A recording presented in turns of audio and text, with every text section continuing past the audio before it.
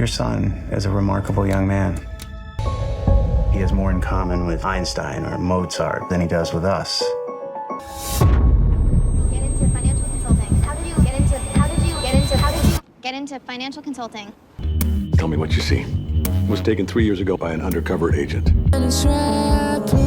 If you go down this road, you can't go back.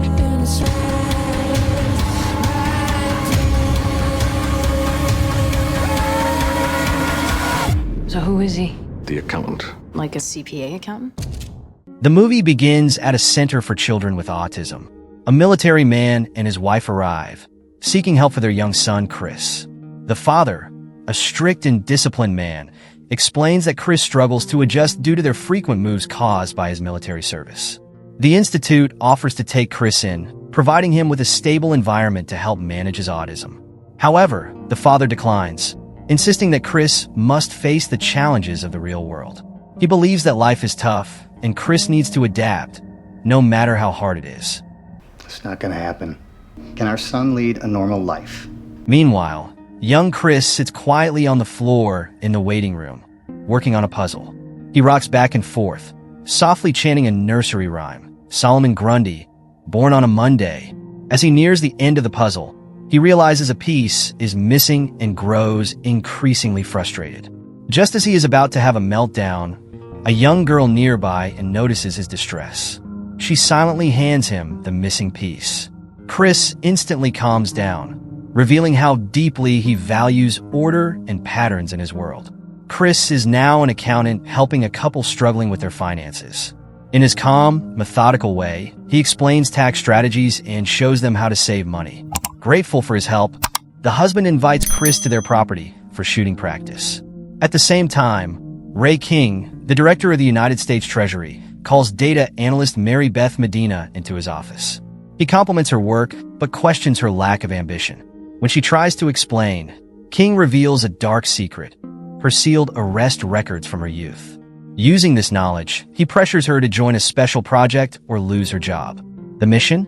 To uncover the identity of a mysterious accountant who manages finances for dangerous criminals and occasionally eliminates threats. King gives Medina a deadline. Identify this man by the end of the month or face the consequences. What exactly do you want me to do?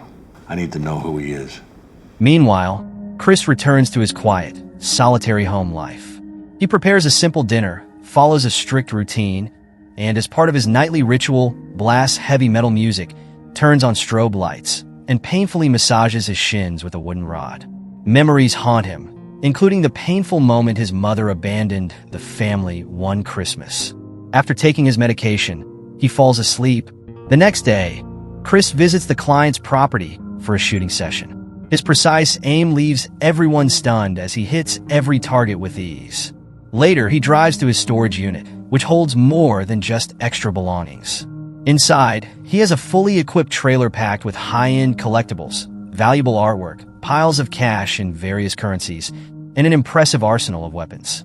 While resting, he flashes back to his time in prison, where his cellmate taught him social skills and the art of laundering money for criminals.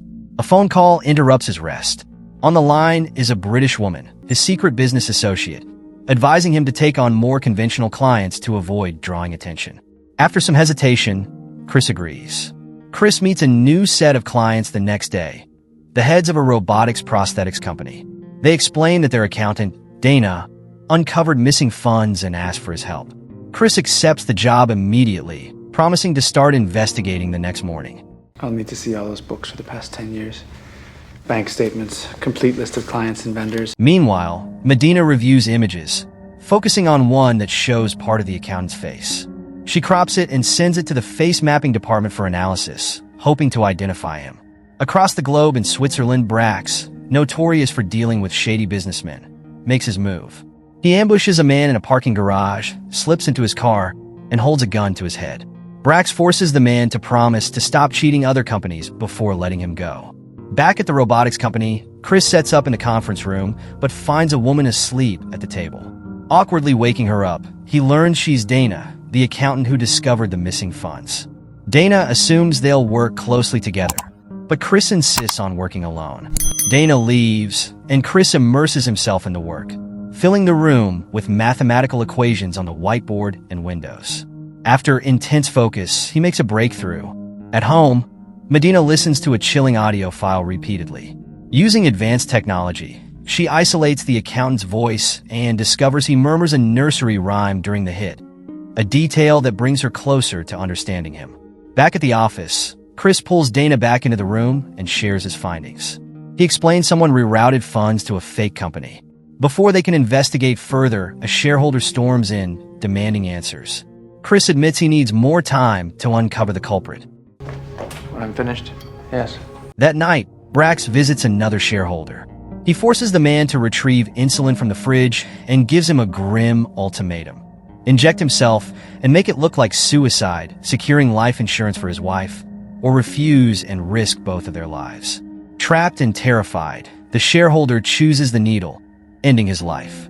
The next morning, Chris returns to the conference room and sees custodians wiping away his work from the windows. Panicked, he tells them to stop, but the company owner interrupts. He informs Chris that the shareholder he was investigating took his own life out of guilt for embezzling money. The owner asks Chris to drop the case, but Chris is visibly upset, frustrated that he couldn't finish his work. That night, at home, Chris endures another intense self-punishment ritual. Heavy metal music blasts, strobe lights flash, and he strikes his shins with a wooden rod, pushing himself to the limit. The next morning, as he heads out, a car trails him closely. Unbothered, Chris goes to his client's property to practice shooting. As he trains, childhood memories surface, brutal sparring sessions with his brother and a trainer hired by their father. The boys fought until they were battered and bruised, but their father forced them to continue even after the trainer quit. Meanwhile, two thugs hold Chris's clients hostage inside their house. They force the wife to lure Chris inside. As one thug escorts her to the door, Chris takes him down with a clean shot from a distance. Panicked, the other thug forces the couple into a truck and tries to flee. Chris shoots the vehicle, stopping it in its tracks. He drags the thug out, strangles him with a belt, and demands answers. The thug confesses he doesn't know who's in charge, but admits his orders were to kill Chris and Dana. With no more information, Chris kills the thug and rushes to Dana's place. At Dana's apartment complex, Chris spots a suspicious man following her into the elevator. He sneaks in, taking the stairs to avoid detection. Inside Dana's apartment, two delivery men force their way in and attack her. Dana fights back and locks herself in the bathroom. Moments later, Chris bursts into the apartment, kills the intruders, and tells Dana they need to leave. Elsewhere, Brax, the man behind the thugs, learns that the accountant killed his men. Chris takes Dana to his trailer and tells her to wait outside while he gets ready. But she gives in to curiosity and steps inside. She discovers the trailer filled with cash, weapons, and valuables, leaving her stunned. She questions Chris, but he dodges most of her questions and stays cryptic. Meanwhile, Medina receives an important update on the audio file she sent for analysis. Experts reveal that the suspect might have endured childhood trauma or suffers from a neurological condition that makes him chant nursery rhymes under stress. Determined to solve the case, Medina visits the IRS office and starts cross-referencing the accountant's aliases with individuals showing unusually high incomes. Chris and Dana later check into a luxurious hotel to lay low. Overcome by curiosity, Dana finally asks Chris about his remarkable fighting skills. Chris explains that his military father pushed him to train and defend himself against bullies. He also shares that he has autism, making it hard for him to connect with others despite wanting to.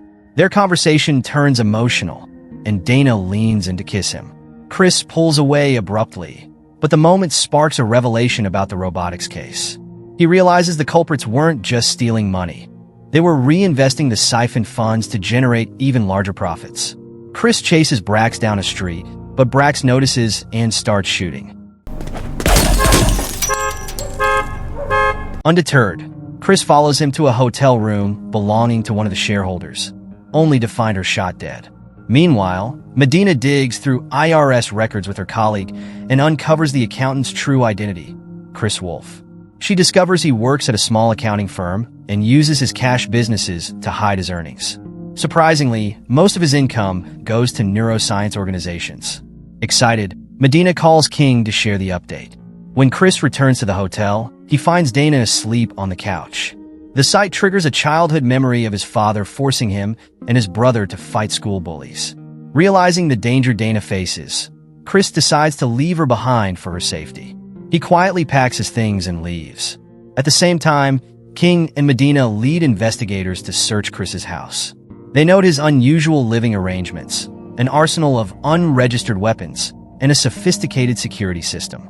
As the investigation concludes, Brax accepts a new job from the robotics company owner to install security cameras in his house, anticipating a confrontation with Chris.